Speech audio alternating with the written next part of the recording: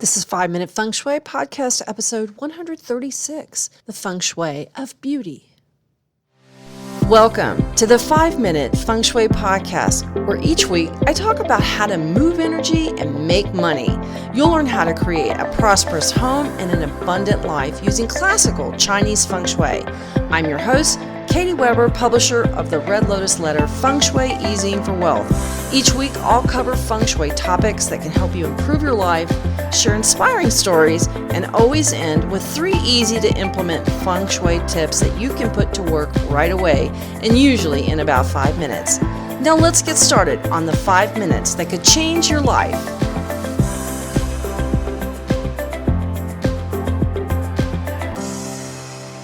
Hello, my Feng Shui friend. We are talking about beauty today. This is something that we often don't think about as having a need for in our lives, but we do.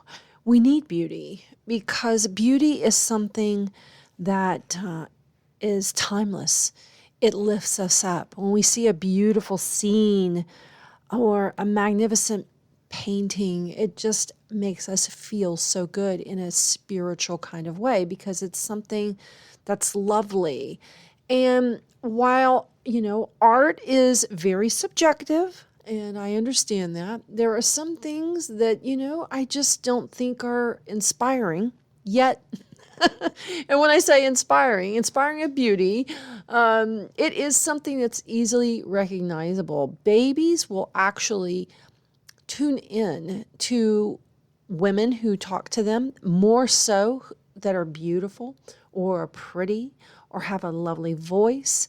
They will tune into those people or women that approach them more so than someone who maybe doesn't look as nice or isn't as attractive. We have a part of us that is compelled to look at beauty. And by beauty, I do not mean by any prescribed beauty sets.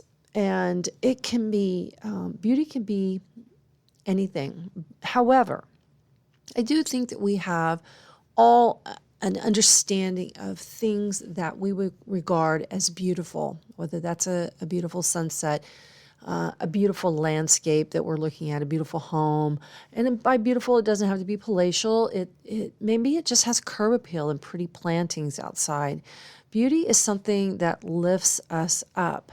And it is one of the reasons why there are lines that stretch and snake for hours and hours outside of Versailles, the Palace of Versailles of Louis XV, the sun god, because he focused on the beauty of the Versailles Palace. He wanted everything to be just this shining example of beauty.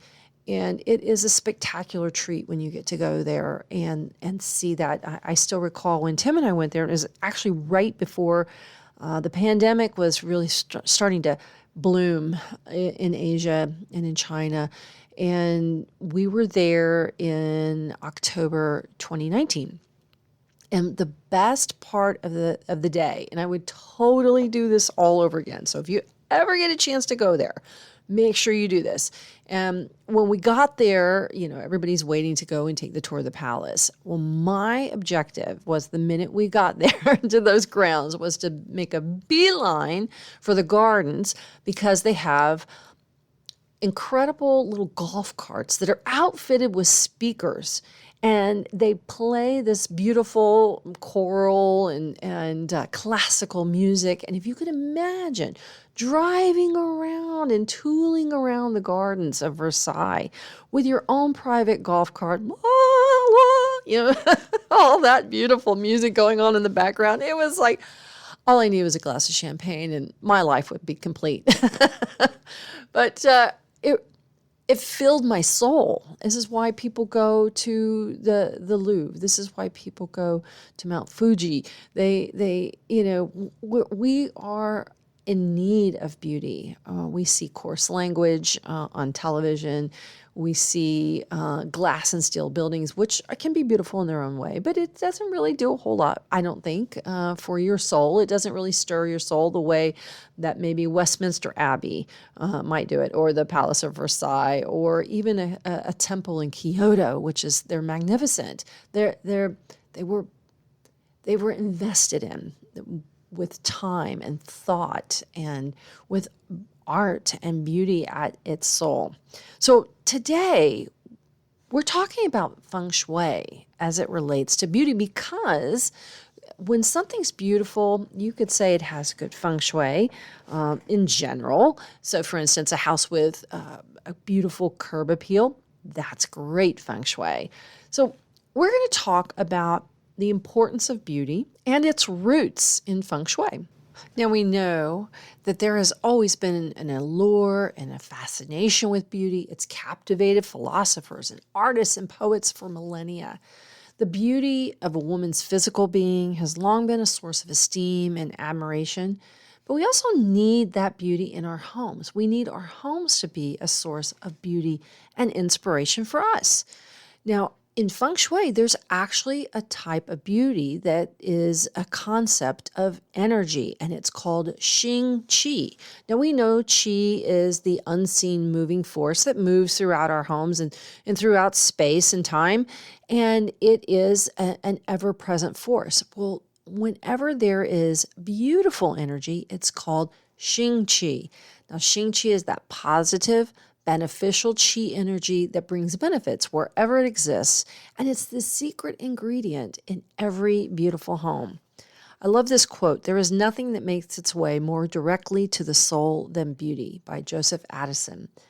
I also had read a quote that was said that to admire beauty is to never grow old. And I think that's so wonderful, to find wonder and beauty and majesty all your life. And I think it's a beautiful way of showing appreciation for all of our beauty that surrounds us. And to me, that means that we have a need for beauty. There's a spiritual quality about beauty that brings us pleasure and delight, and it lifts your eye and your imagination and your spirit when you see it. Just like when we went to Versailles and the Sainte-Chapelle in Paris. Oh my gosh, I just, it's stunning, just jaw-dropping to enter some of these spaces and see the magnificence and the effort and the thought that went into, and the artistry that went into building these places. Think of the Sistine Chapel in St. Peter's Basilica. How many people are rammed into that room just to see Adam reaching out with his one finger to touch God? You will not be unmoved when you see it. Hundreds of years after these works were completed, they still draw and fascinate people by the millions. Or think of the allure of the city of Paris, the canals of Venice, or the magnificence of Versailles and all its breathtaking gardens. It's just not possible to not be captivated by that attention to detail and to all the beauty that's instilled and permeates these places. Of course, we're always drawn also to natural beauty like Niagara Falls, or the beauty of the Hawaiian Islands, or Saint-Tropez, or to the majesty of the Himalayas. Now, in Feng Shui, Sheng Qi actually means upward movement. That means that energy rises and moves heavenward when it's beautiful Sheng Qi. Sheng Qi is forward movement, alive with energy, and you feel alive in it. You feel good in it. And you can recognize it easily by how good you feel when you're in a certain space. Maybe it's a beautiful hotel. Just think of the Bellagio and how many tourists go there just to see the hotel, just to see the beauty of it, that sparkling mirror mosaic horse that greets you at the entrance, the magnificent grounds as you approach the beautiful three doors, the round doors that lead into it, and the magnificent arboretum and conservatory, actually, the conservatory that they have inside that changes with the seasons, and that there's so much beauty in all the flowers and the koi fish swimming in there and the sound of the fountains. Think about how it lifts you up when you go there. There's a reason why people are drawn there, and the reason why you feel good, because it does lift you up. Isn't it interesting that even as I describe Sheng Chi as a lifting and upward energy, just saying lifting, you can feel how it pulls you up. And likewise, when we see ugly things, it pulls us down. That's for the one reason why there are no horror movies ever shown in my house. I don't even like to see, mysteries that involve somebody getting hurt or screaming or anything like that, because for me, it pulls my energy down, and it feels like it pulls the energy of my space down. So I try to put things in that create views and that I have beautiful things on TV as much as I can anyway. Sometimes we have to watch the news, like maybe there's a hurricane coming. I want to know about that. But that's just for safety concerns. But otherwise, we always want to have something that is in our house that helps bring us up and makes us feel good. And it makes our home feel good and it makes it look good. Sheng Chi brings opportunity, it brings us more enjoyment, and it brings us a sense of success and contentment in life. Just think about how important it is, or how you feel when you're driving down the street. Maybe you're in a neighborhood and you see a beautiful house. It has a gorgeous curb appeal. You can just feel the contentment and success that you can imagine, or you ascribe to the people who live at that house with that magnificent curb appeal.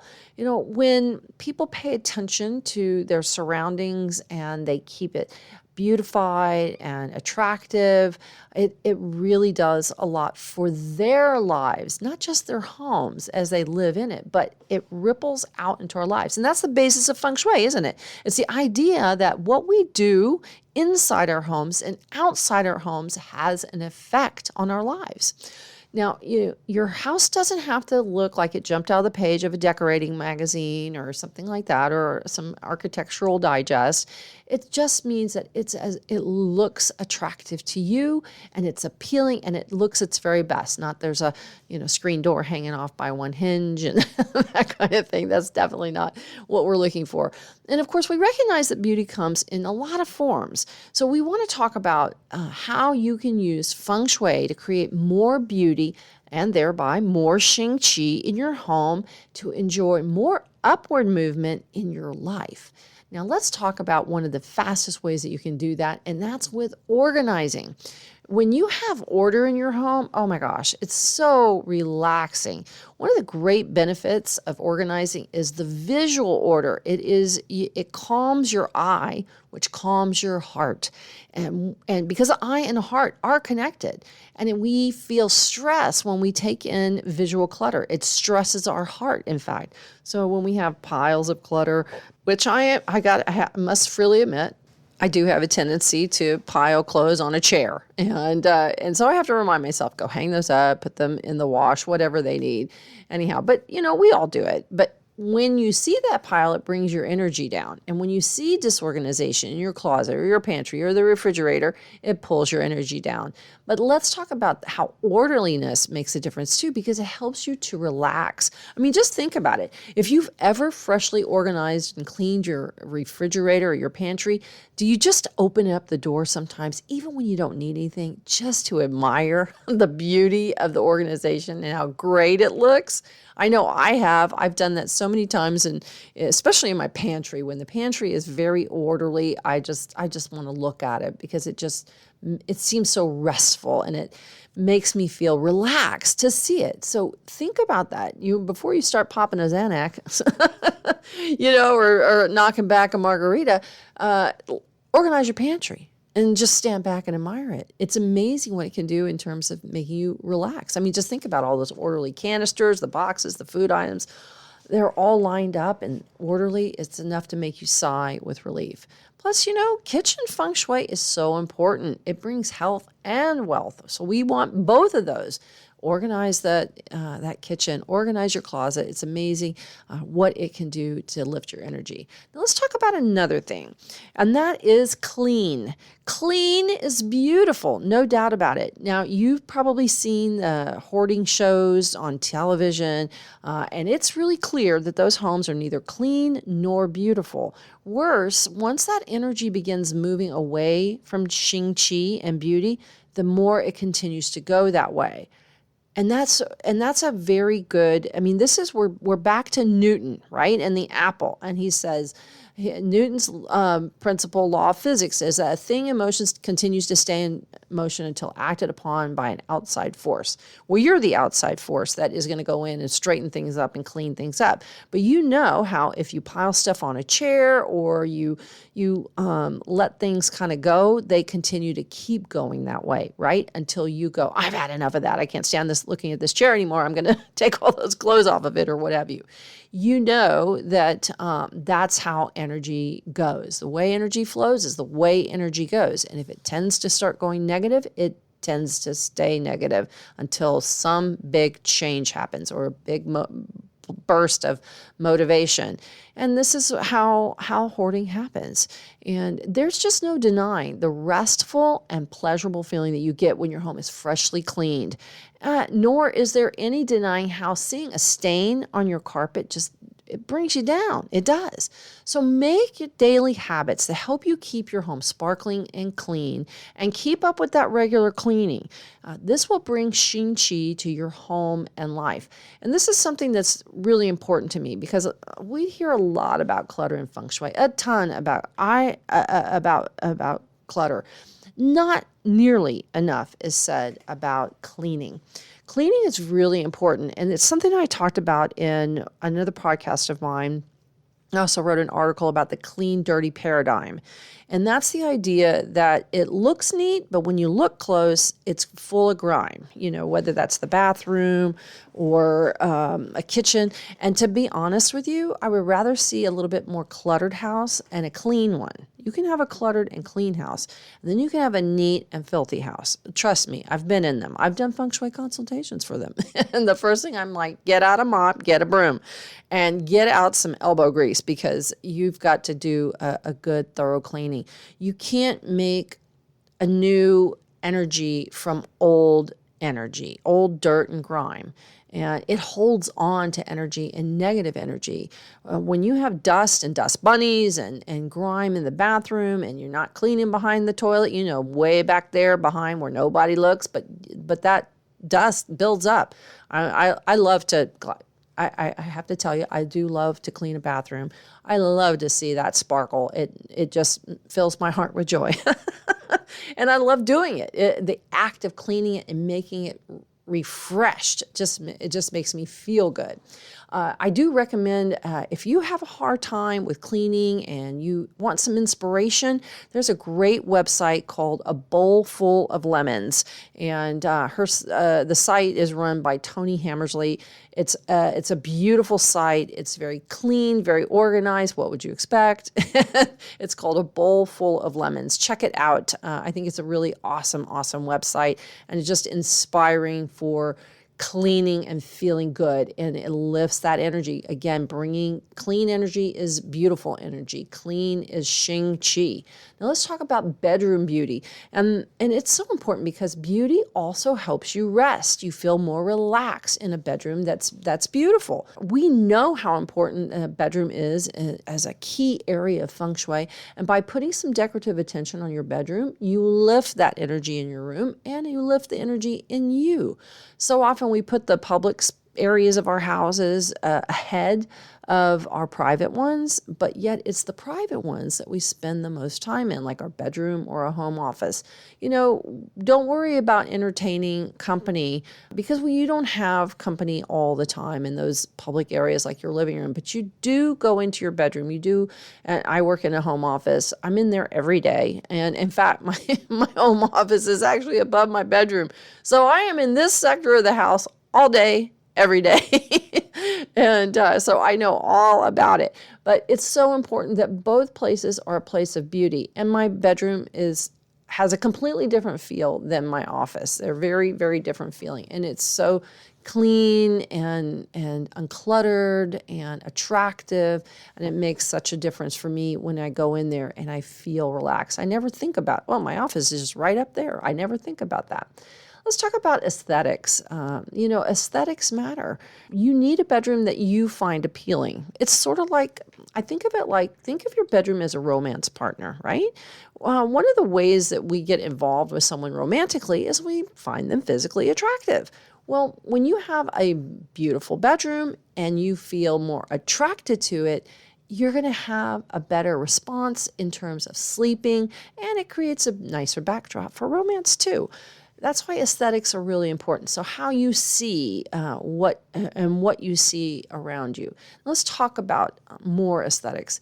Is there something that's a blight visually around your house? It could be a broken window, or maybe the chair that your cat clawed and it's all, the upholstery is all frayed. When you have a home or something in your home has lost that visual appeal, this is one way to get that energy in your home to start going on a downward slide. So if you've wondered what's going on in my life, what's happening, why am I having so many difficulties with my job and so forth, maybe look around. Fixing flaws is one of the best ways that you can improve the chi in your home and your life. So whether that's updating, like adding a fresh coat of paint on a scuffed wall, maybe you just give yourself your home maybe a fresh appearance and a little lift to help kind of revive the look and the feel of it.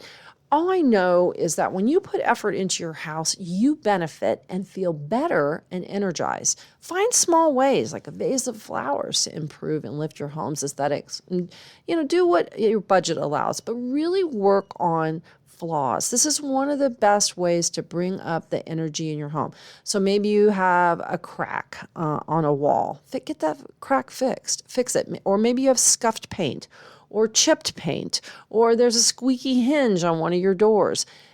Fix those little flaws and make your home look and sound and feel better, and you will do a lot toward lifting the energy of your home and your life at the same time.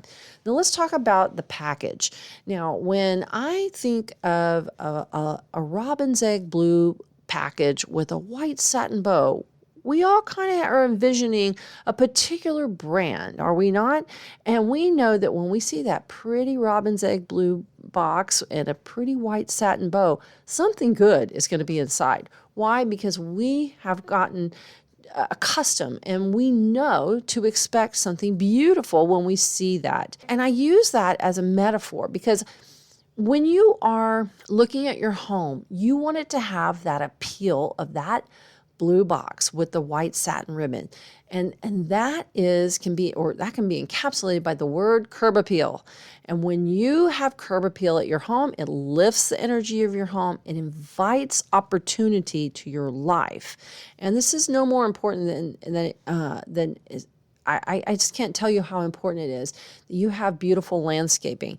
I'd like to see people put as much emphasis and as much energy into the landscaping of their home as they do in the decoration of their home. The landscaping is like a beautiful frame. It's a gorgeous frame around your house, the painting, and it draws your eye to the picture it frames when you have a beautiful picture, right? And you have a beautiful frame around it. Each works to make the other more beautiful. The frame shows off the painting. The painting, by everyone looking at it, sees the beautiful frame. And all chi begins outside and works its way in. So that landscaping that frames your house, and it calls attention and puts attention on your house by what's dressing around the house. Now, when you have curb appeal, you've gone a long way toward lifting the energy of your home and your life. Well, there you have it, the Feng Shui of beauty and why we need it. Let's stop with 3 tips for you today.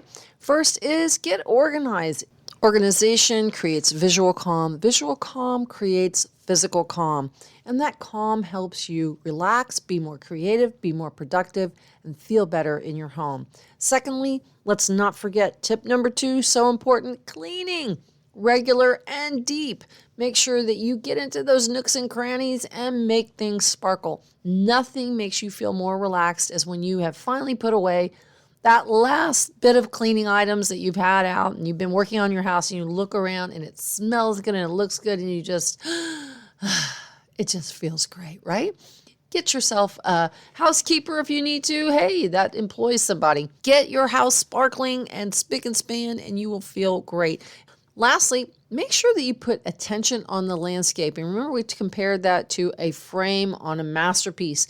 This is the thing that surrounds your home. It puts all attention on your home by actually making a gorgeous frame of landscaping around your home. All chi starts from the outside in. And if you have beautiful landscaping with pretty flowers and plants and it's everything looks green and verdant and beautiful to the eye, it's going to lift all the energy in your house.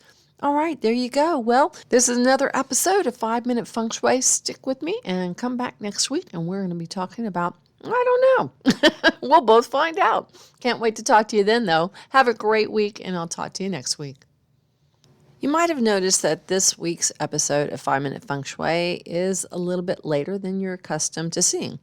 And the reason why is my husband is the person who is in charge of mixing everything here at 5-Minute Feng Shui, putting all the music and the audio tracks together in a way that sounds nice and makes me sound good. And he is a wonder at it. I have to thank him for doing such a fabulous job. And he wasn't able to do last week's episode to post it for this week that you're listening to because his mother passed away. And I just wanted to make a special shout out to Tim to say how much I appreciate you and I love you and I thank you for doing this. And next week we should be back on track. But just in case you were missing me and wondering where I was, well, that's life has a way of taking those little twists and turns. And when Tim lost his mom, that takes priority, doesn't it? All those things that you need to do take time to do, and remember your loved one who passes. And I just want to say thanks, Tim, for all your work. We really appreciate you.